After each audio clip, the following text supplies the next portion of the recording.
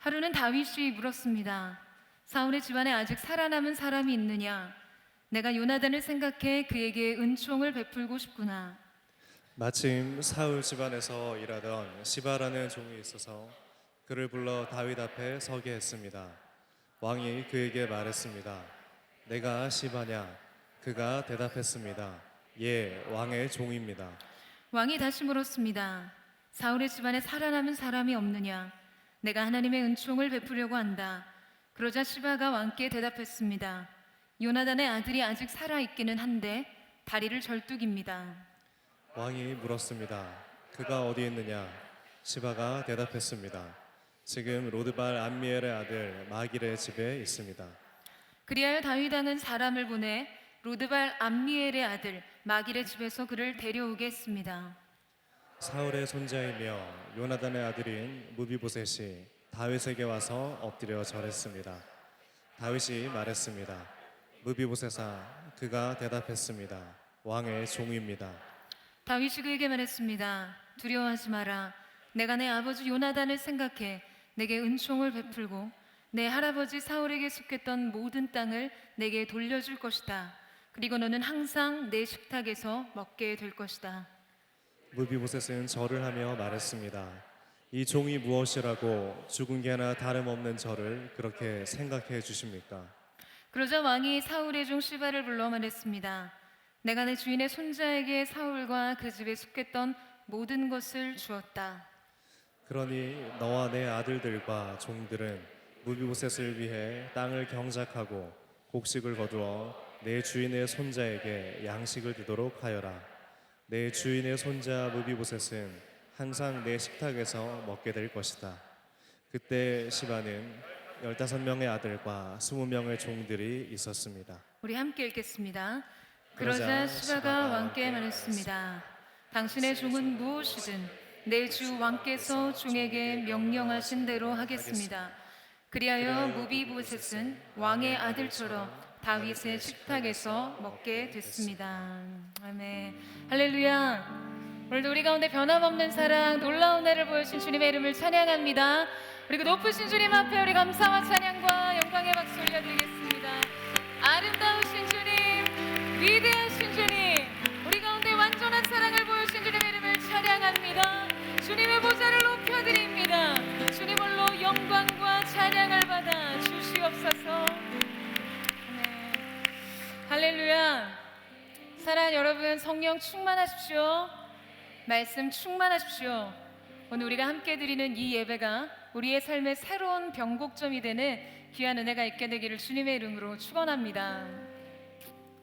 여러분, 이어령 박사님을 잘 아시죠? 우리나라 인문학에 대해서 이야기할 때 사실 빼놓을 수 없는 분이죠. 주옥과 같은 많은 책들과 또 저서들이 있지만 이어령 박사님의 80초 생각이라는 이 짧은 클립들이 있는데요. 그 중에 아버지와 손을 잡을 때라는 이 클립에 등장하는 한 이야기가 있습니다. 준비된 영상이 있는데요. 우리 함께 나누도록 하겠습니다.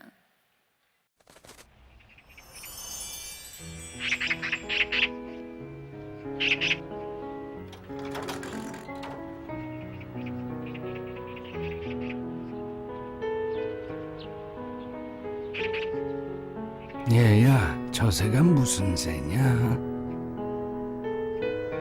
까치요.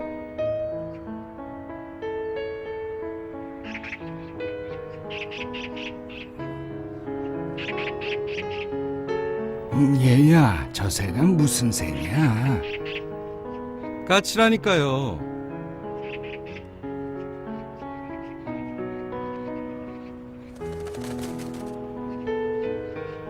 얘야, 저 새가 무슨 새라고 했지? 몇 번이나 대답해야 아시겠어요. 까치요. 까치라고요.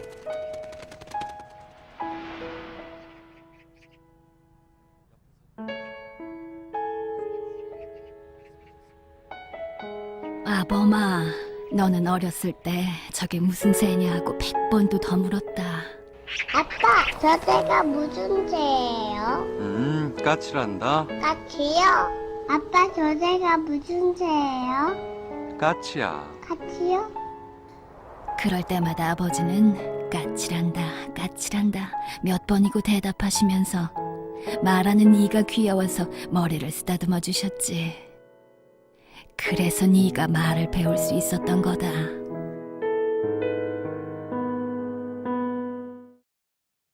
네, 여러분 어떠셨어요?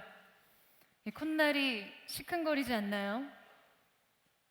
여러분, 우리의 삶에는 그 자리에 서보지 않으면 알 수 없는 사랑이 있습니다. 오늘 우리가 여기에 있기까지 우리를 자라나게 했던 사랑이 있어요. 그 사랑은 우리 자신의 전 존재와 삶 전체를 가능하게 하는 아주 근본적인 바탕이라고 할 수 있죠. 그 사랑 때문에 오늘 내가 여기 있다라고 말할 수 있는 그런 사랑이요. 여러분, 오늘 저와 여러분에게는 절대 부인할 수 없는 그 사랑을 받은 사람들입니다. 그것이 오늘 저와 여러분의 공통점이에요. 우리가 받은 사랑과 은혜 말이죠. 지난주까지 우리는 7주간 7가지 치명적인 대죄에 대해서 살펴보았습니다. 철저하게 자신의 죄인됨을 직면하고 그 죄의 본질적인 뿌리를 소멸하기 위해서 하나님 앞에 섰어요. 여러분, 자신의 죄인됨을 철저하게 깨닫고 머리를 조아리고 가슴을 찢는 영적 행위와 태도는 일차적으로 매우 바람직한 것입니다. 그렇지만 우리의 존재의식이 죄의식에만 머물러 있다면 여러분, 그 시작은 바람직한 출발이긴 하지만 완전하지는 않습니다. 왜냐하면 우리는 죄로 시작해서 은혜로 맞춰야 하는 사람들이기 때문이에요. 우리는 언제나 나로 시작해서 예수로 맞춰야 합니다. 저주로 시작해서 십자가로 맞춰야 하는 것이죠. 수치에서 영광으로. 여러분, 이것이 결론이 될 때만이, 이것이 우리의 시선이 될 때만이 우리가 갖춰야 될 진정한 신앙의 태도를 갖추게 됩니다. 지난주 마지막 설교 준비를 하고 있는데요. 그간 7가지 죄악에 대한 설교들이 주마등처럼 지나가더라고요. 이 죄인이 하면서요, 제가 오늘 말씀을 준비하는데 이 본문의 무비보셋의 고백이 떠올랐어요. 이 종이 무엇이라고 죽은 개와 다름없는 저를 이토록 생각해 주십니까? 무비보셋의 마음이 너무 저의 마음과 같았어요. 죽은 개와 다름없는 저를. 여러분, 너무 적절한 표현 아닙니까? 우리는 사실 죽은 개와 다름없는 존재예요. 그런데 그런 우리에게 어떤 운명이 찾아온 것이죠? 오늘 이 말씀을 읽어 내려가면서 마음에 너무나 큰 감동이 있었어요. 그래서 기회가 된다면 여러분과 함께 이 말씀을 나누고 싶다고 생각했는데요. 운명. 이번 주가 자유 본문인 거예요. 그래서 이 본문을 선택하고 이 운명과 같은 말씀의 초대 안으로 우리가 함께 나아가기를 원합니다. 이 본문 속에 등장하는 다윗과 무비보셋의 이야기는요, 성경상 가장 아름다운 하나님 사랑의 모형을 보여주는 장면입니다. 무비보셋의 탄생과 운명과 선택, 그의 배경 모두가 너무나 드라마틱하죠. 그리고 그의 삶을 조명해 보면 그 자체로 가슴 깊은 곳을 파고드는 그런 감흥이 있어요. 그것은 바로 은혜에 대한 것입니다. 이것은 우리가 받은 은혜와 사랑, 무비보셋의 삶 전체는요, 우리의 구원을 예표해주는 모습들이에요. 자, 그렇다면 여러분, 무비보셋은 누구일까요? 그는 요나단의 아들이었어요. 이 무비보셋이 5살이 되던 때 기브온에 있는 이 사울의 궁전에요, 사울 왕과 요나단이 이 길보아 산에서 블레셋 손에 의해 전사했다는 소식이 전해지자 궁전은 즉시 공포에 사로잡힙니다. 왕과 왕자가 모두 전사한 지금 그 궁전에 남아있는 사람들은요, 파괴와 살상의 대상들이었어요. 블레셋 군대나 다윗의 게릴라 부대 모두가 그들에겐 커다란 불안의 요소였습니다. 그래서 사무엘하 4장 4절 말씀을 보게 되면 유모가 이 어린 무비보셋을 안고 급히 도망치다가 그 발이 미끄러져 넘어지게 되죠. 그리고 이 어린 무비보셋을 땅에 떨어뜨려 그의 2 다리를 절게 됐다라는 기록이 남겨져 있습니다. 여러분, 너무나 비극적인 운명이죠. 이후에 다윗이 정권을 잡고 다윗의 왕조가 새롭게 시작할 때 그는 은둔자로 은신하는 삶을 살 수밖에 없었어요. 아마 그런 격변하는 이 정치적인 상황에서 매일매일 엄청난 공포와 두려움에 쌓여 있었을 것입니다. 왜냐하면 이 무비보셋은 사울의 장자였던 요나단의 직계 아들이자 또 유일한 사울 집안의 왕족이었기 때문입니다. 그러니까 그는 지금 그의 존재 자체가 영모와 반역의 씨앗이 되는 인물이었어요. 여러분, 역사적으로 어느 나라에 새로운 왕조가 등장하게 되면요, 반드시 그 전 왕조의 모든 왕족들은 완전히 말살시킵니다. 게다가 여러분, 그의 할아버지 사울은 또 어떻습니까? 그는 다윗에게 지울 수 없는 엄청난 시련과 고난을 가져다 준 장본이었어요. 그러니까 무비보셋이 얼마나 두려웠겠어요. 그는 절대 다윗의 눈에 발각돼서는 안 되는 사람이었어요. 최대한 꾹꾹 숨어서 절대 자기의 존재를 세상 속에 드러낼 수 없는 사람. 여러분, 그렇기 때문에 무비보셋은요, 그의 존재 자체가 절망이에요. 게다가 삶의 이러한 악조건들은 그에게 주어진 신체적인 장애로 인해 훨씬 더 가중되었을 것입니다. 그는 온전히 걸을 수 없었어요. 그에겐 자유가 없었어요. 자신의 너무나 비참한 운명조차도 누군가에게 의존하지 않는다면 그마저 생존이 불가능한 사람이었습니다. 마치 그의 인생은 시작도 하기 전에 끝나버린 것처럼 이미 모든 것이 결정되어 버린 듯한 삶 속에 던져졌을 것이에요. 고아였고 장애가 있었고 버려졌고 기억될 수 없었어요. 누구에게도 환영받을 수 없었고 누구에게도 보호받거나 돌봄을 받을 수 없었습니다. 여러분, 이렇게 무비보셋은요, 왕손이었음에도 불구하고 다윗의 왕조가 시작한 지 약 20년의 시간이 흐른 시간까지도 역사의 무대 속에 완전히 잊혀진 은둔자로 살아갑니다. 여러분, 오늘 이 무비보셋 안에서 여러분 누구를 보고 계세요? 여러분, 그의 모습 안에서 무엇을 느끼세요? 여러분, 우리의 존재 또한 그렇지 않습니까? 우리가 어떠한 일을 행하기도 전에 우리는 죄의 씨앗을 우리 영혼 안에 품고 태어났어요. 우리는 존재적으로 비참한 상태에 빠져 있었습니다. 이것이 우리의 죄의 계보였어요. 이것이 사람의 조상인 아담이 우리에게 남긴 유산이었습니다.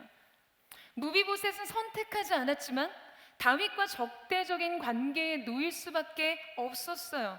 이스라엘의 절대 통수권자 다윗에게 그냥 존재 자체가 반역의 인물이었던 것이죠. 여러분, 우리 역시 그렇습니다. 우리 안의 죄성은요, 하나님과 함께 할 수 없어요. 하나님과 본질적으로 적대 관계에 있습니다. 그렇기 때문에 우리가 예상할 수 있는 결과라고는요, 공포스럽고 두려운 심판뿐이에요. 하나님의 사랑과 은혜가 없이는 딱 거기까지, 그것이 전부인 삶을 우리도 살았어요. 영적으로 절뚝거리면서 깊은 절망을 끌어안은 채 말이죠. 사랑하는 여러분, 그런데 오늘 저와 여러분이 바로 이 자리에 있다는 것은 무엇을 말해주는 것입니까? 그것은 무비보셋에게 있었던 그날의 이야기가 동일하게 저와 여러분에게도 있다는 것을 의미하는 것입니다. 어떻게 이것이 가능한가? 여러분, 이제 우리는요, 이 무비보셋에서부터 시선을 옮겨 다윗의 심정을 살펴볼 필요가 있는데요, 우리 1절 말씀을 다시 한번 읽어보도록 하겠습니다. 1절 말씀 시작. 하루는 다윗이 물었습니다. 사울의 집안에 아직 살아남은 사람이 있느냐? 내가 요나단을 생각해 그에게 은총을 베풀고 싶구나. 여러분, 어느 날 다윗이 사울 집안에 남은 사람을 찾습니다. 왜요? 사랑하기 위해서요. 은총을 베풀기 위해서요. 사실상 그는 지금 원수를 찾고 있었어요. 그런데 아이러니하게도 은혜를 베풀 원수였습니다. 자, 여러분 주목해서 보세요. 지금 다윗은요, 그가 찾는 사람의 어떤 자격이나 가치에 대해서 묻고 있지 않아요. 다만 그냥 누가 없느냐라고 질문하고 있는 것이죠. 자신의 사랑과 그 은혜의 수혜자가 될 누군가를 찾고 있었어요. 여러분, 이것은 무조건적인 사랑에 기초한 무제한적인 용납이었습니다. 단 한 가지, 이 은혜의 기초가 되는 것이 있었는데, 여러분 뭐라고 이야기하고 있죠? 내가 요나단을 생각해. 여러분, 지금 다윗은 요나단을 생각하고 있었어요. 무비보셋이 태어나기도 전에 이미 다윗과 요나단 사이에서는 어떤 약속이 있었는데요. 당시에 다윗은 도망자였고 요나단은 왕이 계승 첫 번째 서열의 왕자였지만, 여러분 요나단은요, 자신이 아닌 이스라엘의 왕은 다윗이 될 것을 알았습니다. 이것이 요나단의 믿음이자 하나님을 경외하는 마음이었고 또한 다윗에 대한 그의 사랑이었어요. 그래서 요나단은 나중에 다윗이 왕이 되었을 때 자신의 자손들을 해하지 말고 그들에게 다윗의 은혜를 베풀어 줄 것을 부탁하고, 다윗도 그것을 흔쾌히 받아들이며 두 사람 간의 언약을 맺게 됩니다. 이것이 두 사람 사이의 약속이었어요. 그리고 요나단이 세상을 떠난 후 그의 가문과 집안이 완전히 멸망했을 때 다윗은 지금 그의 왕좌에서 그 약속을 신실하게 기억하고 있었습니다. 그리고는 찾고 있었어요. 은둔자로 자신의 존재를 철저하게 감추던 무비보셋을 말이에요. 이 사실을 모른 채 무비보셋은 자신이 왕에게 발각되면 즉시 죽임을 당할 거라고 생각하고 있었을 것입니다. 사랑하는 여러분, 우리는 지금 다윗과 무비보셋의 관계를 통해 예수 그리스도를 통한 하나님의 언약과 사랑을 생각하게 됩니다. 하나님께서는 은둔자였던 우리를 찾고 계세요. 그냥 존재 자체로 저주를 받았고 죄의 본성을 따라 영원히 죽을 수밖에 없는 인생을 향해 하늘 보좌에서 은혜의 손을 펼치고 계셨던 것이죠. 누가 없느냐?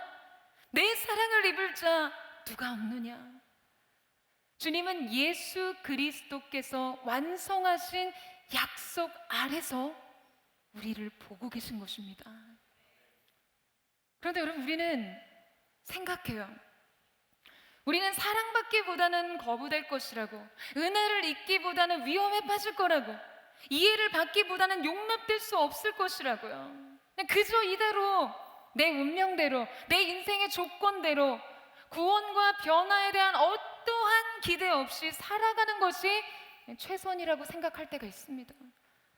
그러나 놀랍게도 비록 우리가 세상 안에 자신을 감추고 어둠 안에 자신을 감추고 자기 절망과 슬픔에 자신을 숨기고 살아가는 순간에조차 여러분, 그분의 사랑과 은혜는 그 은혜와 사랑을 베푸시기 위해 우리를 찾고 계셨다는 사실이에요.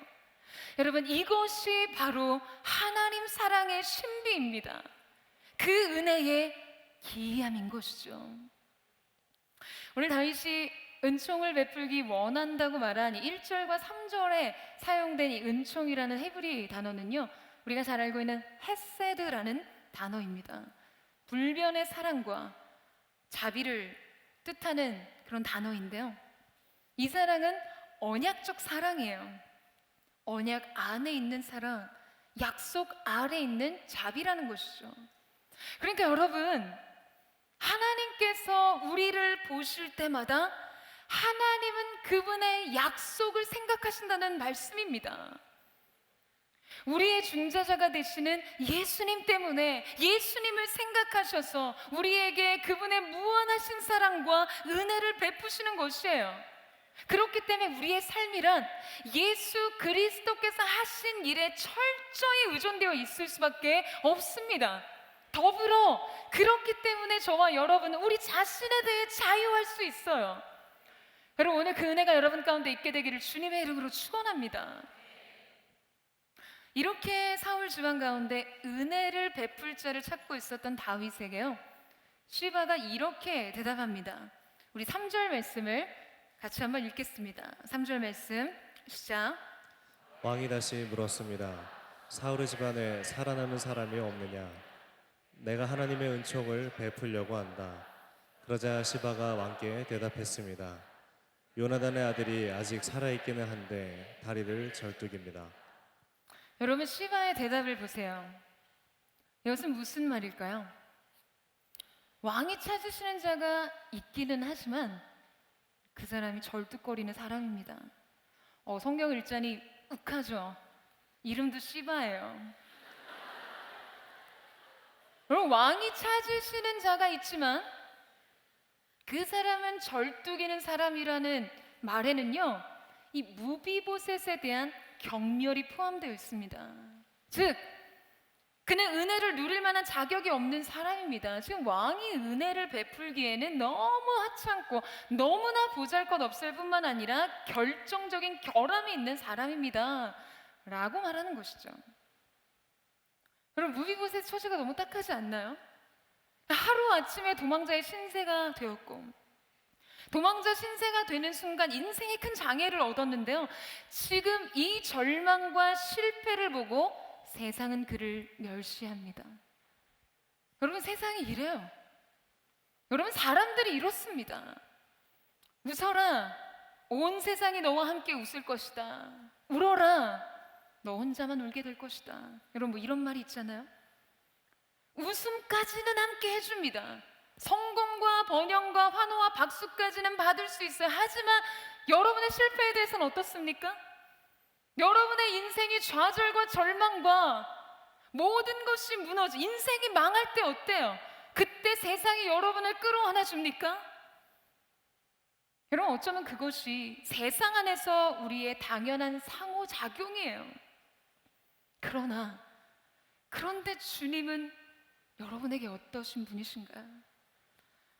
여러분 뭐 잘 나갈 땐 아쉬울 게 없다가 힘들 때 찾아오는 곳이 교회죠. 참 얄밉긴 하지만 그래도 그조차 은혜예요. 여기 와서 울 수 있다는 그조차가 은혜인 거죠. 여러분 우리는 무비보셋처럼 절뚝거리며 살아갑니다. 초라한 인생의 모습뿐만 아니라 믿음으로 걸어가기에는 온전할 수 없는 너무나 많은 삶의 문제들을 안고 있어요. 인생의 결함이 너무나 많아요. 우리 안에 약한, 절대 믿음으로 온전히 걸어갈 수 없는 삶의 문제들을 안고 있어요.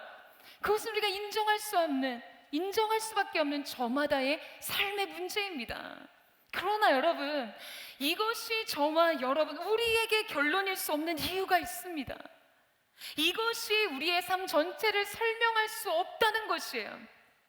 우리에게 소망이 있는 이유가 있다는 것이죠. 여러분 그게 뭔지 아세요? 그것은 우리의 절망과 어둠이 아무리 깊다 해도 우리를 향한 하나님의 사랑보다 깊을 수는 없다는 것입니다. 우리 안에 치명적인 결함들이 아무리 높은 장애물처럼 우리를 가로막고 있다 해도 우리를 향한 하나님의 은혜보다는 높을 수 없다는 사실 때문이에요. 여러분, 하나님의 사랑은 추격하시는 사랑이에요. 끝까지 우리를 찾아내세요. 절망 속에 숨겨진 우리의 삶을요. 그리고 모든 것을 압도하는 하나님의 은혜가 우리를 이끄는 것입니다. 저항할 수 없는 은혜로 여러분 우리를 그분 앞으로 이끌고 계세요. 다윗은 이런 하나님의 사랑을 대변하고 있습니다. 4절 말씀 한번 보시겠어요? 우리 4절 말씀을 같이 한번 읽겠습니다. 시작. 왕이 물었습니다. 그가 어디에 있느냐? 시바가 대답했습니다. 지금 로드발 암미엘의 아들 마길의 집에 있습니다. 여러분 왕이 물어요. 장애가 얼마나 심한가? 무엇 때문에 다리를 절뚝거리는가? 혹시 그 장애가 그의 죄로 인한 결과는 아닌가? 그의 과거는 어떠한가? 여러분 다윗은 이렇게 묻지 않았습니다. 그가 어떠한 사람인지, 그가 어떠한 일을 하는 사람인지, 그의 문제는 무엇 때문에 일어난 결과인지, 그의 현 상태는 어떠한지 그는 묻지도 따지지도 않았어요. 다만 다윗의 질문은 이것이었습니다. 그가 어디에 있느냐? 사랑하는 여러분, 이것이 저와 여러분을 향한 하나님의 유일한 관심입니다. 그가 어디에 있는가? 이것은 완전히 준비된 사랑이에요.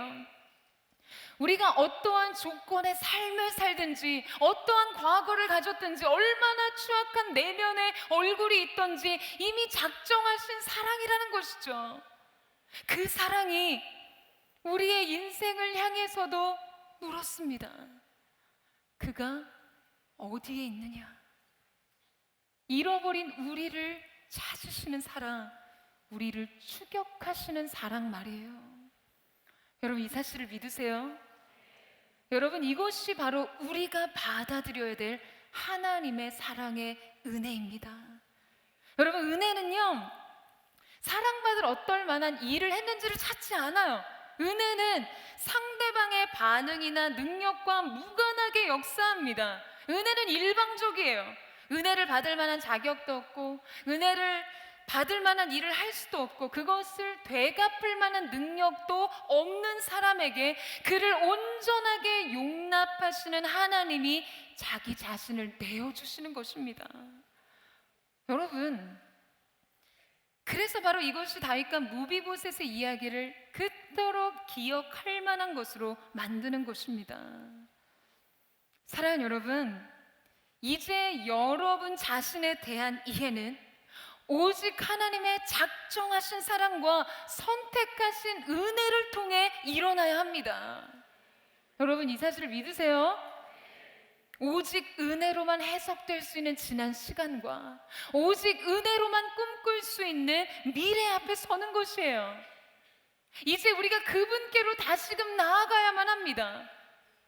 우리의 후회스러운 지난 과거와 절망적인 현재와 불안한 미래를 내려놓고 그 사랑을 향해 가야 한다는 것이에요. 우리 인생의 메마른 자리를 떠나야만 합니다. 여기서 우리는 이 무비보셋에 있는 지명을 주목할 필요가 있는데요, 그것이 또한 우리의 영적인 현 주소이기 때문에 그렇습니다. 그는 지금 여러분 어디에 있죠? 무비보셋은 지금 로드발에 있어요. 히브리어로 로는 아니다라는 의미고요, 드발은 목초지 혹은 만족이라는 단어에서 유래했습니다. 즉 이 로드발은요, 목초지가 아닌 아주 메마른 땅, 만족이 없는 땅이라는 뜻을 가지고 있어요. 요단 서편에 있는 지역으로 소외받은 사람이나 도망자들이 몸을 숨기기 위해 자주 가는 지역이었죠. 다윗도 압살롬의 구테타를 피해서 도망할 때 이 요단 서편 땅으로 나가게 됩니다. 무비보셋은 황량한 황무지와 같은 메마르고 곰핍한 만족이 없는 땅에 거주하고 있었어요. 여러분, 이것은 물리적인 그의 현 주소를 의미하는 것을 넘어서 무비보셋의 삶의 영혼의 현 주소가 어떠한 것인지를 대변해서 보여주는 장면이죠. 결코 만족이 없는 메마른 황무지와 같은 삶의 한복판을 보여주고 있는 곳이에요. 그 당시의 관습이 이전 왕조에 속한 모든 사람들을 다 죽이는 것이었기 때문에 그런 사람은 죽임을 당하거나 자기 생명을 부지하기 위해 숨어 지냈어요. 무비보셋 역시 영구히 발을 못 쓰게 되었던 그날 이후 자신의 삶에 대해 두려워하며 잠적해 버렸습니다. 무비보셋은 정치적인 희생자였어요. 자, 그렇다면 여러분, 한번 상상해 보세요. 그런 무비보셋이 가장 원하지 않았던 것은 무엇이겠습니까? 왕의 사신이 자기 집의 문을 두드리는 것이죠. 그런데 바로 그 일이 일어나고 맙니다. 여러분, 그가 받았을 충격이 상상이 되세요?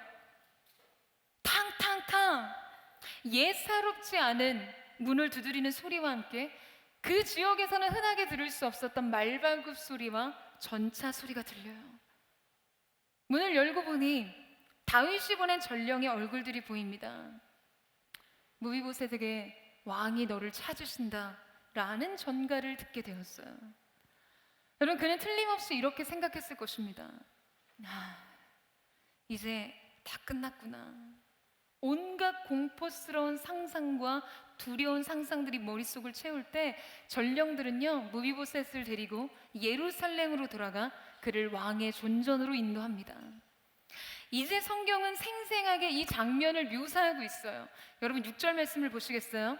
우리 6절 말씀을 같이 함께 읽겠습니다. 시작.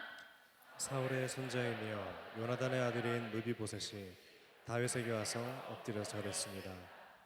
다윗이 말했습니다. 무비보셋아, 그가 대답했습니다. 왕의 종입니다. 여러분 얼마나 숨막히는 순간입니까? 이 겁에 질린 사람은 자신의 비천한 몸을 의지하던 목발을 옆으로 치우고 자기 삶까지도 좌우할 수 있는 모든 권리, 주권적인 권세를 가진 그의 왕 앞에 부복하여 엎드립니다. 다윗이 말합니다. 무비보셋아. 그가 대답하죠. 왕의 종입니다. 그는 어떤 일이 일어날지 감이 잡히지 않았어요. 분명 최악의 사태를 예상하고 공포에 떨고 있었을 것입니다. 네, 여러분 사실 히브리 관습에 의하면요, 이 이름을 부른다는 것은 상대에 대한 어떤 호의와 그의 존재를 인정해주는 존중의 의미였어요. 여러분 그러나 그런 것을 기대한다는 것은 말이 되지 않는 상황이었습니다. 그런데 바로 그 순간 무비보셋은 자신의 귀를 의심할 만한 소리를 듣게 됩니다. 7절 말씀인데요. 다윗이 그에게 말했습니다. 두려워하지 마라. 내가 내 아버지 요나단을 생각해 내게 은총을 베풀고 내 할아버지 사울에게 속했던 모든 땅을 내게 돌려줄 것이다. 그리고 너는 항상 내 식탁에서 먹게 될 것이다. 두려워하지 마라. 여러분 이 말은요, 연약한 우리 인생 모두가 목말라 하는 말입니다. 우리는 너무 자주 두려워요. 우리는 너무 많이 두려움에 빠져요. 우리 삶에는 두려운 것들이 너무 많기 때문이죠. 자, 그런데 여러분 다윗이 그런 무비보셋을 향해 뭐라고 말합니까? 먼저 다윗은 그의 이름을 불러줍니다. 무비보셋아. 앞서 말했지만 히브리 관습에서 이름을 부른다는 것은요, 상대에 대한 엄청난 호의와 그의 존재를 인정해주는 존중의 의미였어요. 여러분 이것은 다윗이 그의 사랑과 은총 안에서 무비보셋을 재발견해주고 있다는 것을 의미하는 것입니다.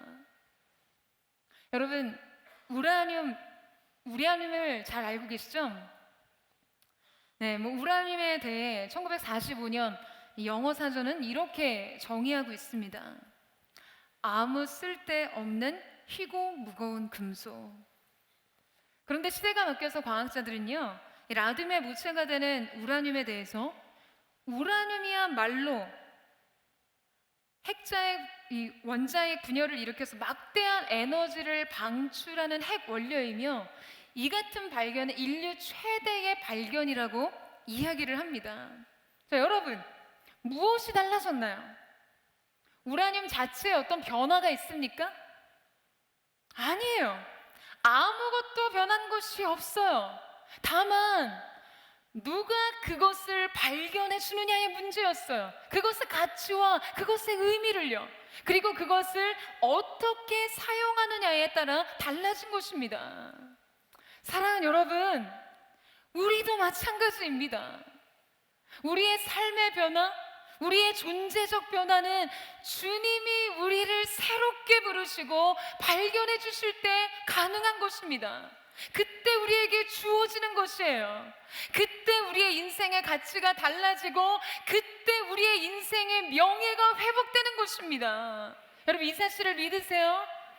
여러분 우리는 사랑받을 만한 존재들, 특별해서 사랑받는 존재들이 아니라 주님의 사랑을 받았기 때문에 특별한 존재들이에요. 이 사실을 믿으세요? 바로 그 하나님의 사랑과 은혜 안에서 자신을 재발견하는 것이죠. 그때 인생이 변하는 거예요. 그때 인생이 존귀해지는 것입니다. 아무 쓸데없는 희고 무거운 금속. 처음 우라늄에 붙여진 이 명명처럼 여러분 무비보셋의 이름의 뜻 또한 그랬습니다. 이 무비보셋이라는 이름의 뜻은요, 지독한 치욕이란 뜻을 가지고 있어요. 그러나 이제부터 무비보셋은 그의 이름의 어원이 아닌 언약에 따라 규정될 것입니다. 이제 그는 어휘의 사전이 아니라 사랑에서 자신의 정체성을 찾게 되는 거예요. 그 은혜와 사랑 안에서 자기의 미래를 확신하게 되는 것이죠. 왕의 사랑을 받는 자, 왕의 은혜를 입은 자로 말입니다. 사랑하는 여러분, 오늘 이것이 우리의 영적인, 우리의 삶의 변곡점이 되기를 주님의 이름으로 축원합니다. 주님의 사랑과 은혜 안에서 자기의 존재를 재발견하는 것이에요. 그분의 사랑과 약속 안에서 여러분의 미래를 확신하는 것이죠. 저는 오늘 여러분에게 그 놀라운 은혜가 있게 되기를 주님의 이름으로 축원합니다. 다윗은 이런 무비보셋에게 세 가지를 약속합니다. 여러분 7절을 다시 보시겠어요? 첫 번째, 무비보셋은 더 이상 두려워하지 않아도 됐어요. 그는 이제 사랑의 언약 아래 있었기 때문입니다. 다윗은 언제나 그 약속을 통해서 그를 보았어요. 여러분, 이것이 바로 오늘 저와 여러분이 누리는 특권인 줄로 믿습니다. 여러분, 우리는 하나님께서 우리에게 주신 약속 아래서 평안을 누리는 사람들이에요. 그 평안을 누리고 계세요? 여러분에게 하나님 주신 약속이 있습니까? 그리고 SNS 공동체 청년들에게 하나님 주신 약속이 있습니까? 하나님 주신 말씀이 여러분의 인생 가운데 있으시죠? 여러분, 그렇다면 안심하세요. 그렇다면 두려워하지 마세요. 그 말씀이 여러분을 모든 인생의 위경으로부터 건지실 것입니다. 왜냐하면 하나님은 약속을 통해 여러분의 인생을 보시기 때문이에요. 그 약속을 통해 여러분을 지키시고 보호하시고 인도하시는 분이시기 때문입니다. 여러분, 이것이 바로 우리 평안의 이유예요. 이것이 우리의 소망의 이유인 줄로 믿습니다. 두 번째, 사울에게 속했던 모든 땅을 무비보셋에게 돌려주었습니다. 그가 잃어버렸던 모든 것을 다시 회복시켜 주시는 거죠. 그는 새로운 상속자가 되었어요. 여러분, 우리의 삶이 예수 안에 있으면요, 우리는 결코 잃어버리는 것이 없습니다. 지난 시간의 고통과 아픔도 낭비 없이 하나님의 선의 재료로 사용되게 되어 있어요. 그리고 예수 안에 있는 것들을 얻습니다. 왜냐하면 여러분은 상속자이기 때문이에요. 우리는 우리 손으로 이룬 것을 얻는 인생이 아니라 예수께서 이루신 일들을 누리는 인생으로 새로워지는 것입니다. 바로 이것이 우리 삶의 영광인 것이죠. 세 번째, 그는 항상 왕의 식탁에서 먹게 되었습니다. 항상이요. 언제나 변함없이. 여러분, 단회적인 한 번의 은혜가 아니었어요. 그 은혜는 매일과 같이 계속되는 은혜입니다. 항상 다윗의 식탁에 참여하게 된 무비보셋은 그의 평생의 삶 속에 무엇을 먹고 무엇을 입어야 하는지를 놓고 고민하지 않아도 되었어요. 그의 공급자가 되며 그의 후견자가 되는 다윗이 그에게 있었기 때문입니다. 사랑하는 여러분, 안심하세요. 여러분의 존재도 그렇습니다. 우리를 향한 하나님의 은혜는 다함이 없고 마르지 않아요. 변함없이 비추는 새벽빛과 같이 그렇게 오늘도 내일도 우리를 향해 있는 것이죠. 사랑하는 여러분, 믿음의 청년들에게 도전합니다. 여러분, 내일을 염려하지 마세요. 내일에 속한 모든 것을 염려하지 마세요. 내일은 내일에 하나님께서 채우실 것입니다. 이런 다윗의 아름답고 놀라운 은혜와 사랑을 누린 이 은혜 앞에 있는 여러분, 무비보셋의 고백을 보세요. 이 순간 무비보셋이 느꼈을 그의 감정이 여러분 상상이 되세요? 그는 그의 목을 내리칠 칼을 예상하고 있다가 다윗 왕으로부터 이런 믿을 수 없는 말을 들은 것이죠. 우리 8절 말씀을 같이 함께 읽겠습니다. 시작. 무비보셋은 절을 하며 말했습니다. 이 종이 무엇이라고 죽은 개나 다름없는 저를 그렇게 생각해 주십니까? 여러분 정말 눈물 나는 고백이죠. 그는 지금 왕 앞에 엎드려 절하며 완전히 엎드려져 있었어요. 그리고 어떻게 이렇게 죽은 개와 같이 무가치한 자신에게 이런 은혜를 베푸시는지에 대해 반문합니다. 사랑 여러분, 바로 이것이 예배입니다. 예배란 은혜에 대한 필연적인 반응이에요. 하나님의 사랑에 대한 넘치는 감사입니다. 여러분, 왜라는 질문 많이 하시죠? 여러분, 여러분의 삶 속에서 왜라는 질문 많이 하시죠?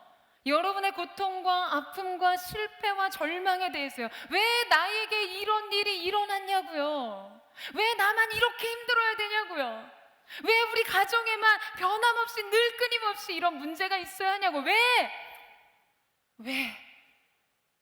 그 왜라는 질문이요.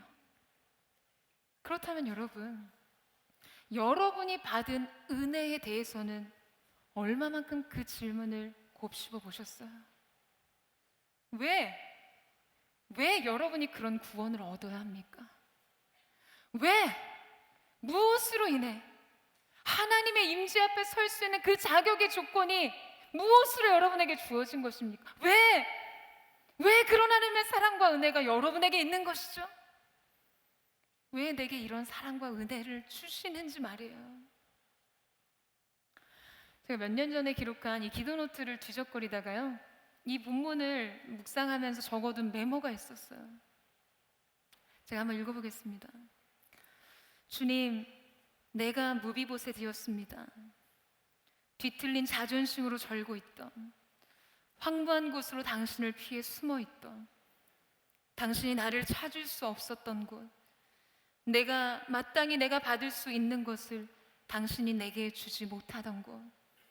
그러나 당신은 그곳에 있던 나를 찾았고, 받을 자격이 없는 것을 당신은 왜 내게 주시는지 나는 이해하지 못했습니다. 당신은 나의 황량한 인생을 구했을 뿐 아니라 그것을 아름답게 만드셨고, 그리고 여기 당신의 식탁에까지 나를 이끄셨습니다. 당신께 감사하리 나의 왕께. 사랑하는 여러분, 오늘 이 왜라는 질문을 여러분 인생 어느 문장에 달기를 원하세요? 하나님이 여러분에게 주신 많은 것들, 이미 여러분이 예수님으로 인해 얻고 누리고 있는 그 많은 것들, 왜 내게 이런 은혜를 주시는지, 그것을 고백하는 것이 사랑이자 그것이 하나님이 받으시는 가장 존귀한 예배인 줄로 믿습니다. 사랑하는 여러분, 이제 저와 여러분은 왕의 식탁에 초대된 사람들로 우리 주님께 무엇을 고백하고 무엇을 드리는 삶을 살아야 할까요?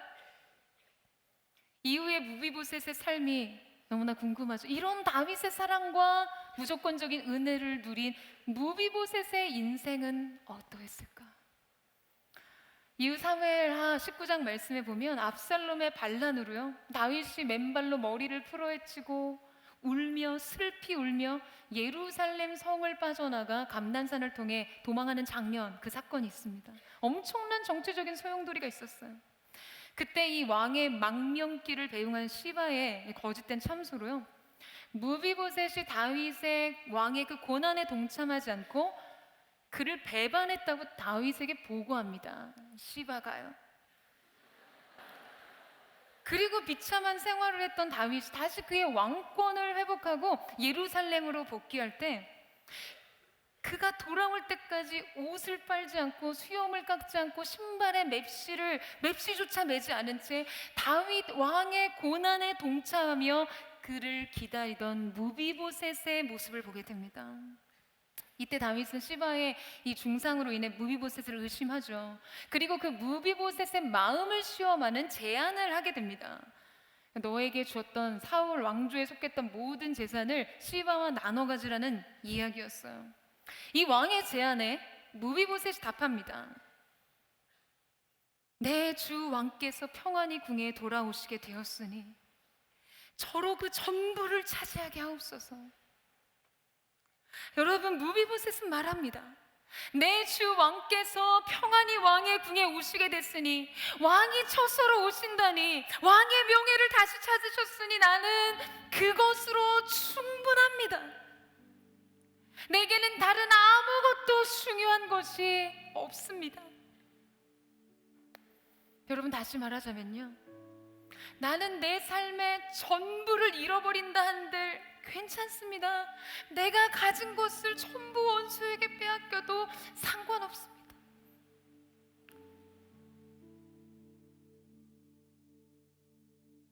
나에게 중요한 것은, 내가 원하는 전부는 당신입니다. 사랑하는 여러분, 이것이 바로 은혜를 받은 자의 마땅한 반응입니다. 무엇이요? 사랑이요. 하나님의 은혜에 대한 최고의 반응은 사랑입니다. 무비보셋은 다윗을 사랑했어요. 그는 시바의 중상처럼 다윗을 배반하려던 게 아니었어요. 무비보셋이 다윗 왕이 도망의 행렬에 동참하기 위해 급히 몸을 말에 실었지만 그는 다리를 절고 있었기 때문에 시바가 그를 행렬에서 따돌리고 배신하고 왕에게 중상의 보고를 한 것이죠. 무비보셋은요, 다윗에 떠난 그 자리에 남아 그를 섬겼어요. 여전히 그의 인생의 주인은 다윗이었습니다. 그는 다윗의 고난에 동참했어요. 그냥 그를 바라고 그를 원할 뿐이었어요. 그래서 그는 말합니다. 나는 원래 죽을 사람이었지만 나를 왕의 상에서 함께하게 하시니 내게 무슨 오름이 있겠습니까? 이것이 여러분 무비보셋의 고백이었어요. 사랑하는 여러분, 오늘 저는 저와 여러분이 바로 이 고백에 동참하는 은혜가 있게 되기를 원합니다. 우리 역시 이 고백을 드려야만 해요. 여러분, 인생 억울하세요? 삶이 너무 괴로워서 화가 났으니까 왜 내 삶을 이토록 되는 일이 없고 풀리는 것이 없는지, 왜 이렇게 힘들어야만 되는지 원망스러우십니까? 사랑하는 여러분, 그렇게 고백하세요. 무비보셋과 같이 나는 원래 죽을 사람이었지만 나를 주님의 은혜에 참여하게 하시니, 주님의 임재와 사랑 안에 초대해 주시니 내게 다른 어떤 오름이 있겠습니까? 이보다 다른, 이것을 능가하는 다른 어떠한 은혜가 있겠습니까? 주님, 나는 그것으로 충분합니다. 나는 주님으로 충분합니다. 사랑하는 여러분, 저는 우리에게도 바로 이 은혜에 대한 동일한 응답이 있게 되기를 주님의 이름으로 축원합니다. 내가 원하는 전부는 오직 주님 당신뿐입니다. 여러분, 이 고백이 두려우세요? 이 고백과 더불어 놓치게 된 인생의 자원들이 생길까 봐 여러분 두려우세요? 주님은 여러분에게 모든 것을 주셨는데 여전히 주님의 임재 앞에 두려우십니까? 여러분, 두려워하지 마세요. 하나님께서 이미 약속하신 모든 것이 여러분의 인생에 준비되어 있습니다. 하나님은 하나를 원하세요. 모든 것을 얻어도 하나님을 잃어버린다면 나는 모든 것을 잃어버린 것입니다. 그러나 내가 모든 것을 잃어버렸다 할지라도 하나님이 나와 함께 하신다면 나는 모든 것을 얻은 사람입니다. 그 고백을 가진 사람, 그 고백을 가진 사람을 통해 하나님께서는 하나님의 일을 이루실 거예요. 그와 동행하시며 왕의 식탁에서 항상 먹게 하시는 은혜. 여러분, 오늘 본문의 마지막 절은 이렇게 기록하고 있습니다. 그리하여 무비보셋은 왕의 아들처럼 다윗의 식탁에서 먹게 되었습니다. 이것이 바로 오늘 우리가 누릴 새로운 신분의 변화, 우리의 인생이 새로운 문을 열고 주님과 사귐의 친밀한 교제 속에 주님 주시는 것으로 인생의 도움과 힘을 얻으며 우리의 달려갈 길을 걸어가는 믿음의 모형인 줄로 믿습니다. 저는 저와 여러분 가운데 그 은혜가 있게 되기를 주님의 이름으로 축원합니다. 이 시간 우리 함께 찬양하며 기도하며 나아가겠습니다. 사랑하는 주님, 나 자신조차도 내 인생의 길을 잃어버렸을 때 주님의 사랑이 추격하시는 그 사랑이 그 절망 가운데, 어둠 가운데 숨겨져 있던 나를 다시 찾아내셨습니다. 아버지의 사랑, 그 변함없는 사랑, 그 놀라운 사랑, 우리가 주님의 그 보좌 앞으로 나아가기를 원하오니 저항할 수 없는 주님의 사랑으로 우리를 이끌어 주시옵소서. 주의 사랑을, 주의 선하심을, 주의 은혜를 생각해보라. 하늘보다 더 높으신 아버지의 사랑 크고 놀랍네. 아버지 사랑 크고 놀랍네. 주의 사랑을, 주의 선하심을, 주의 사랑을, 주의 선하심을, 주의 은혜를, 생각해보라. 하늘보다 더 높으신 아버지의 사랑 크고 놀랍네. 아버지 사랑 크고 놀랍네. 내 어찌 그 사랑, 내 어찌 그 사랑 잊으리. 내 어찌 주의 긍휼 잊으리. 내 영혼의 모든 소원 만족시킨 하나님. 주의 사랑을, 주의 사랑을, 주의 선하심을, 주의 은혜를, 생각해보라. 하늘보다 더 높으신 아버지의 사랑 크고 놀랍네. 아버지 사랑 크고 놀랍네.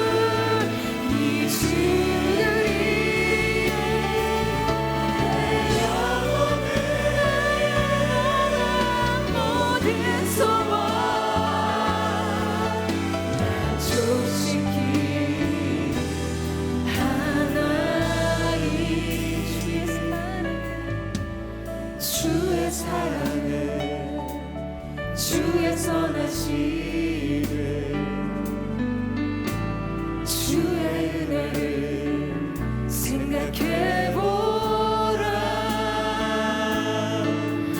하늘보다 더 높으신 아버지의 사랑 크고 놀랍네. 아버지 사랑 크고 놀랍네. 아버지 사랑, 아버지 사랑 크고 놀랍네.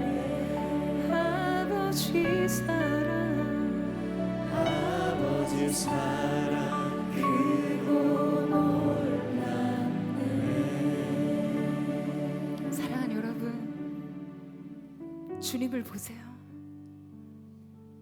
그가 원수의 목전에서 내게 상을 베푸시고 기름으로 내 머리에 바르시니 내 잔이 넘치나이다. 오늘 하나님께서는 영혼의 식탁의 자리로 우리를 초청하고 계세요. 비참했던 우리의 심정, 우리의 지난 과거의 수치, 지독한 치욕과 같았던 우리의 전 존재를 사랑으로 새롭게 하시는, 우리의 전 존재를 재발견해 주신 하나님의 사랑의 식탁으로 우리를 부르고 계시는 줄로 믿습니다. 사랑하는 여러분, 여러분에게 어떤 문제가 있습니까? 여러분에게 어떤 절망의 결함이 있으세요? 인생 최대의 약점, 결코 믿음으로 걸어가기에는 절뚝거릴 수밖에 없는 인생의 한계 속에서 여러분이 기대하는 최선이란 무엇입니까? 대체 여러분이 기대하는 최선이란 무엇이죠? 우리가 할 수 있는 것이라고는 절뚝이며 비참한 인생의 로드바를 걷는 것뿐이에요. 주님이 없어 만족이 없는 땅, 황무하고 황폐한 땅에 우리 어둠 속에 우리 자신을 숨기는 것이 최선인 삶을 살았던 그런 나를 주님이 부르고 계세요. 여러분, 주님이 부르고 계세요. 여러분, 주님 생각하면 어떤 생각이 드시나? 여러분의 부족 때문에, 여러분의 연약함 때문에, 여러분의 죄악과 여러분의 실패와 한계 때문에 하나님의 사랑이 내게 합당하지 않다고 느끼시는 분 계세요? 여러분, 이것이 무비보셋의 정확한 예상이었습니다. 그러나 하나님은 그 비참한 예상을 깨트리시고 하나님의 사랑과 하나님의 은혜의 크기를 부어주세요. 사랑하는 딸아, 너의 인생은 오직 내 사랑 안에서만 이해될 수 있다. 사랑하는 아들아, 너의 인생은 오직 나의 은혜의 크기 안에서만 해석될 수 있다고 주님 말씀하십니다. 여러분, 무엇으로 여러분의 미래를 꿈꾸세요? 어떻게 두려워서 세상을 사시겠어요? 하나님의 사랑이 있기 때문입니다. 내 상에서 먹을지니 항상 그러하리라. 이것이 우리를 향한 하나님의 약속인 줄로 믿습니다. 이 시간 우리가 하나님 앞에 기도하며 나아갈 때 주님 이미 모든 것을 아시죠? 주님은 나의 절망과 나의 과거와 나의 비참함과 내 인생의 한계가 무엇인지 아심에도 불구하고 약속하신 말씀, 예수 그리스도의 사랑 안에서 나를 부르신 줄로 믿습니다. 그 사랑에 의지하여 아버지께로 갑니다. 우리를 받아 주시옵소서. 우리 전심으로 주여 마음으로 듣고 합심하여 동성으로 기도하겠습니다. 주여, 거룩하신 주님, 오늘 하나님의 헤세드의 사랑, 강물같이 흐르는 하나님의 참사랑이 오늘 우리 가운데 있게 하여 주시옵소서. 주여, 지독한 지옥과 같던 우리의 인생, 세상이 우리 가운데 말해주고 사람이 우리 가운데 말해줬던 이야기가 아닌 오직 주님의 사랑과 은혜 안에서 우리의 인생의 길을 가기를 원합니다. 주님을 의지함으로, 주님을 믿는 믿음 안에서 아버지는 우리가 우리의 삶을 걸어가기를 원하오니 역사하여 주시옵소서. 두려움을 미워 놀라심을 주님 말씀하고 계시는 주님의 사랑의 은혜, 오늘 이 시간 하늘의 문을 여시고 완전하신 사랑의 은혜를 부어주시옵소서. 내가 믿고 의지하는, 내가 믿고 또 의지하는 내 모든 형편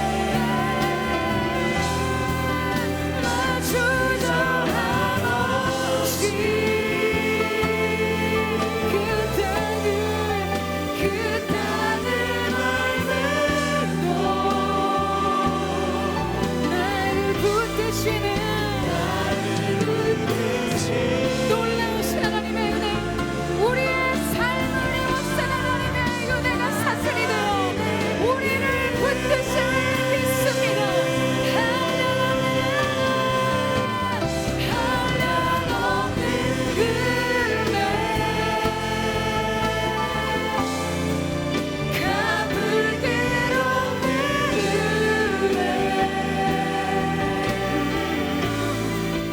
내 삶을 에워싸는 아버지 은혜, 하나님의 은혜,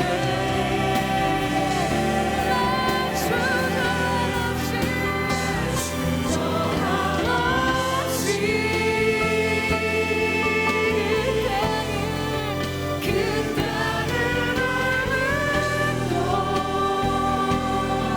나를 붙드시는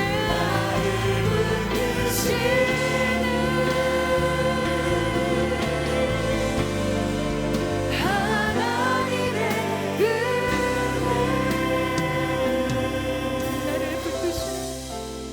나를 붙드시는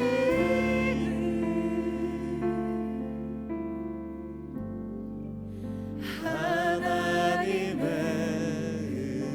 은혜. 사랑하는 주님, 내가 새벽 날개쳐 바다 끝에 거할지라도 주님의 사랑의 손이 나와 함께 하심을 믿습니다. 하나님의 사랑의 추격을 피할 자가 아무도 없고 하나님의 사랑 안에서 벗어날 수 있는 자가 아무도 없음을 믿습니다. 그러나 왜 우리는 여전히 고통하고 왜 우리의 삶 속에 하나님 주시는 평안을 누리지 못하는가? 여러분, 그 은혜를 믿지 못하기 때문이에요. 은혜의 기본적 본질의 원리를 우리가 이해하고 받아들이지 못하기 때문입니다. 다윗은요, 자신의 은혜와 사랑을 받을 만한 사람을 찾은 곳이 아니었어요. 여러분, 뒷걸음질 치지 마세요. 여러분, 자신으로 인해 도망가지 마세요. 하나님의 사랑 때문에 그 앞에 있는 은혜가 있게 되기를 주님의 이름으로 축원합니다. 설득하지 않아도 되는 하나님의 완전한 사랑의 임재가 오늘 하나님의 사람들 가운데 임했음을 예수님의 이름으로 선포합니다. 두려웠던 인생에게 자유를, 모든 수치에서 영광을 주시는 주님, 예수 그리스도 보혈의 능력으로 자유를 허락하여 주시옵소서. 이 시간 내가 나사렛 예수 그리스도의 이름으로 명하노니 하나님의 사람들 믿음으로 온전히 걸어가지 못하도록 방해하는 어둠의 권세들의 더러운 괴계가 예수님의 이름으로 끊어졌음을 선포합니다. 하나님의 사람들에게 자유가 있을지어다. 기뻐하고 즐거워할지어다. 여러분, 이 시간 우리가 함께 한 번 더 기도하며 나아갈 때 여러분, 하나님의 사랑을 누리세요. 두려워하지 마십시오. 하나님은 약속을 통해 여러분을 보시는 분이신 줄로 믿습니다. 너희는 아무것도 염려하지 말고 오직 모든 일에 기도와 간구로 너희 구할 것을 감사함으로 하나님께 아뢰라.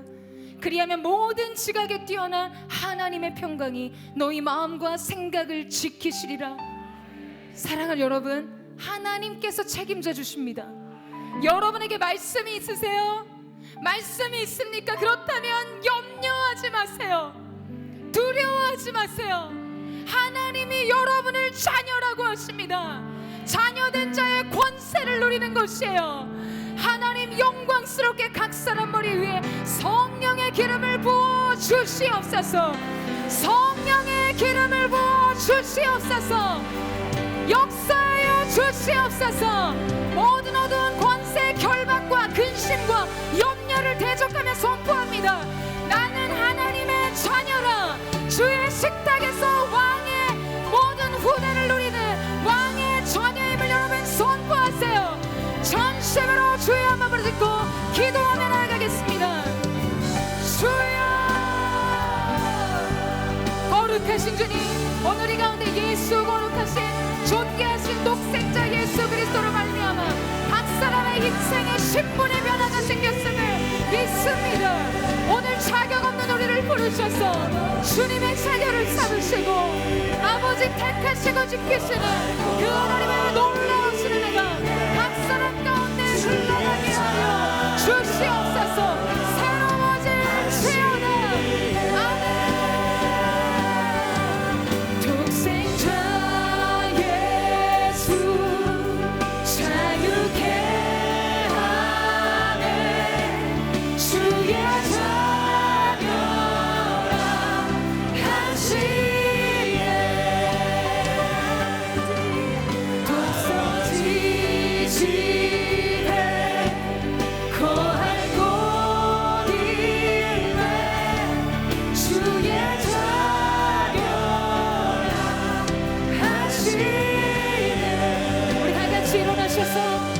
이 찬양을 주님 앞에 고백할 때 자격 없는 황무지한 원패한 땅의 소리를 부르셔서 주님의 자녀를 삼으신 하나님의 놀라우신 은혜가 각 사람 가운데 강력하게 임하는 권세의 기름 부으심이 있을 줄로 믿습니다. 우리 함께 찬양하며 나아갑니다. 자격 없는 날 왕께서 반기시네 잃어버린 날 찾으신 모든 사랑 모든 사랑 예수 자유케 하네 주의 자녀라 하시네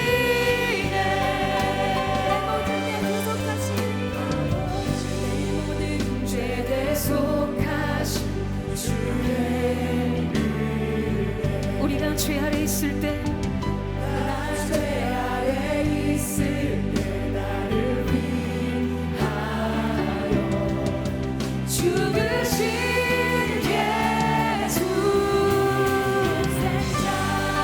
예수 자유케 하네 주의 자녀라 하시네 아버지 집에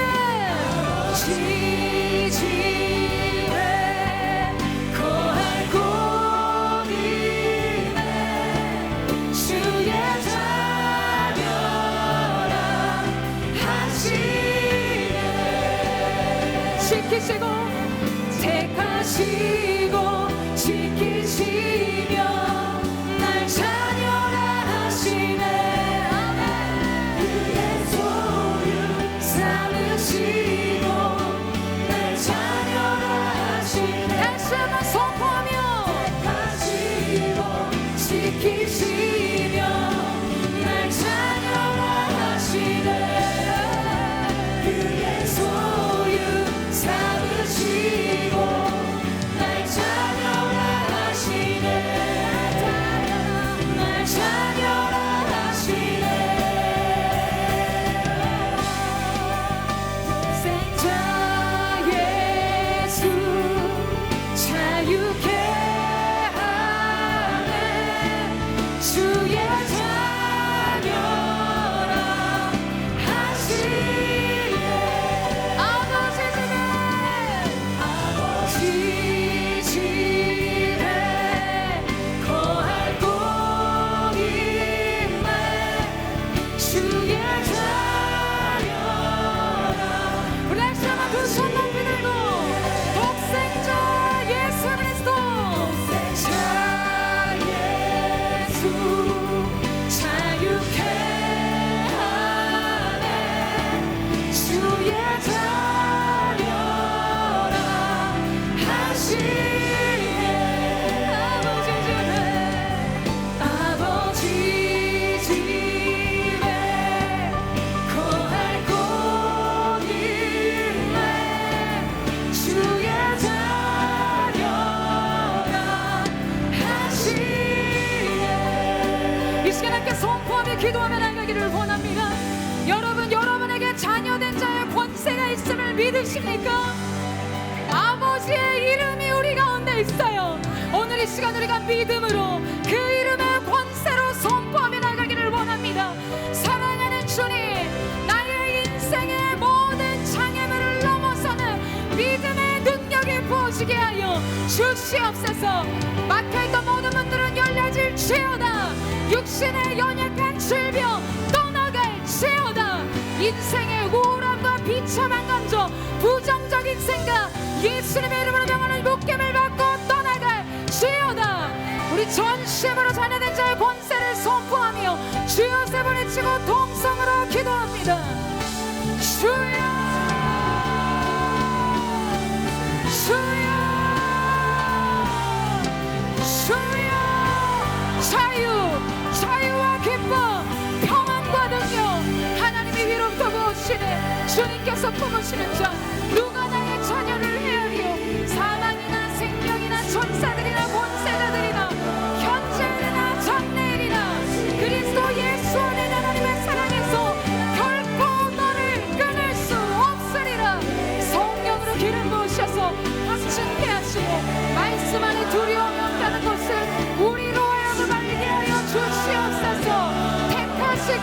지키시며 인도하시는 아버지의 은혜 역사하여 주시옵소서. 아버지 얼른 예수님의 권세 능력이 각 사람 가운데 부어지게 하여 주시고 강물과 같은 기쁨과 평안 가운데 염려와 근심이 떠나가며 미래를 향한 새로운 기대와 하나님의 일하심을 바라보는 믿음의 시선이 있게 하여 주시옵소서. 아멘.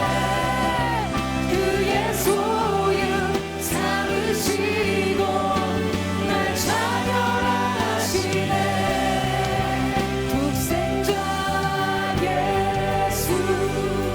자유케 하네. 주의 자녀라 하시네. 아버지 집에 거할 곳 있네. 주의 자녀라 하시네. 사랑하는 여러분, 이 시간 마지막으로 한 번 더 우리가 기도하며 나가기를 원합니다. 우리의 삶을 항상 있을 하나님의 은혜에 완전히 의탁하는 것이에요. 그러나 여러분, 이것에는 때로 두려움이 따릅니다. 이것은 나의 개입을 의미하는 것이 아니기 때문이에요. 하나님께 모든 것을 맡겨드리는 것이죠. 바로의 남아살의 명령이 선언되었을 때 더 이상 아이의 울음으로 인해 모세를 숨겨둘 수 없어 갈대 상자에 그를 담아 나일강에 떠내려 보냅니다. 태반은 갈대 상자를 뜻하는 이 태반은요, 놋도 없이 닷도 없이 바람의 물결을 따라 하나님이 인도하시는 곳을 흘러갔어요. 여러분, 믿음으로 하나님의 일하심을 맡긴다는 것, 하나님의 일하심을 바라본다는 것은 그냥 자포자기하는 것이 아닙니다. 그냥 내가 더 이상 할 수 있는 것이 없으니 될 대로 되라가 아니에요. 하나님께 맡겨두는 삶에는 반드시 믿음의 시선을 동반하게 됩니다. 여러분, 미리암이 그것을 지켜보고 있었어요. 어떻게 될까를 지켜보고 있었다. 사랑하는 여러분, 기대하십시오. 하나님 손에 들려진 여러분의 인생이 어떻게 될지를 기대하세요. 그 갈대 상자는 가장 위험한 장소로 흘러가는 것 같아 보였으나 하나님의 구속의 역사에서 가장 안전한 장소로 은혜 위에 은혜를 더하시네 하나님의 귀한 은혜를 향해 흘러갔습니다. 오늘 이 시간 우리가 하나님 앞에 우리의 삶을 맡겨드리되 그냥 자포자기하는 마음, 내가 더 이상 할 수 있는 것이 없어서 드리는 마음이 아니라 하나님을 기대하는 믿음의 시선을 주 앞에 드리기를 원합니다. 이 시간 마지막 기도를 드릴 때 다 같이 그 자리에 일어나셨어요. 하나님, 나의 미래를 하나님 손에 의탁합니다. 나의 염려, 나의 두려움, 나의 슬픔 더 이상은 감출 수 없어 갈대 상자에 실어보내되 하나님의 일하신 방향과 물결의 크기를 아신 하나님의 섭리 안에 맡겨드리며 나아가기를 원하오니 은혜 위에 은혜를 더하여 주시옵소서. 전심으로 주의 한번 부르짖고 합심하여 동성으로 기도하겠습니다. 주여. 사랑하는 주님, 이 시간 우리가 믿음의 시선을 들어 하나님이 행하실 일들을 바라보며 나아가기를 원합니다. 주님이 어떻게 그 일을 이루실지 계속해서 지켜보며 기다리며 기대할 수 있는 하나님의 사람들이 되게 하여 주시옵소서. 마침내 그 일이 일어나게 하여 주옵소서. 그가 얻을 수 있는 은혜를 넘어서 은혜 위에 은혜, 인생 최대의 은혜가 사랑하는 하나님의 사람들 가운데 부어지게 하여 주시옵소서. 아멘. 주님, 자유와 기쁨과 은혜가 있습니다. 주의 말씀과 주의 십자가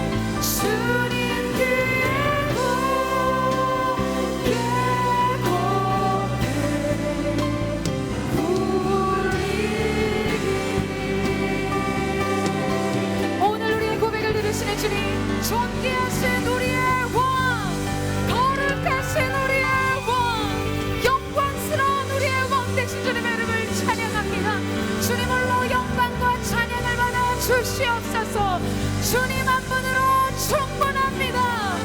나의 전부 되신 주님, 주님 한 분으로 충분합니다. 이것이 우리의 모두의 고백이 되게 하여 주시옵소서. 사랑하는 주님 감사합니다. 주님의 사랑을 시작으로 이제 우리의 사랑의 고백을 받으시니 감사합니다.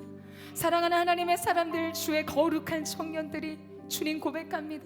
주님, 내 인생의 전부 되신 주님 앞에 나는 주님 한 분으로 만족합니다. 주님 한 분으로 충분합니다. 이 아름다운 사랑과 믿음의 고백을 기쁘게 받아주시고, 사랑하는 아들아 딸아 두려워하지 마라. 너는 평생 나와 함께 먹게 될 것이다.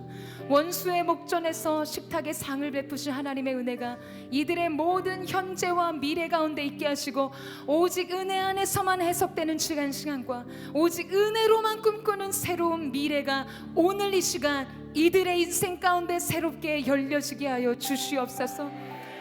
그 사랑으로 하나님 앞에 물질을 드립니다. 이 물질이 쓰임받는 모든 곳에 하나님의 나라가 확장되게 하시고 주님의 영광만이 나타나게 하여 주옵소서.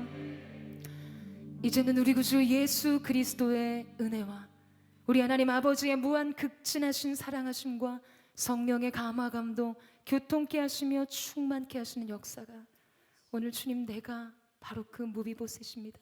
주님 앞에 고개 숙이며 비참한 인생, 절망스러운 인생의 삶에서 왕의 식탁의 자리로 나아가고자 그 믿음의 걸음을 뗀 사랑하는 SNS 공동체 믿음의 청년들, 이들의 심령과 이들의 손의 수고와 이들의 장래 위에 이제부터 영원토록 함께 하시기를 간절히 축원하옵나이다. 아멘.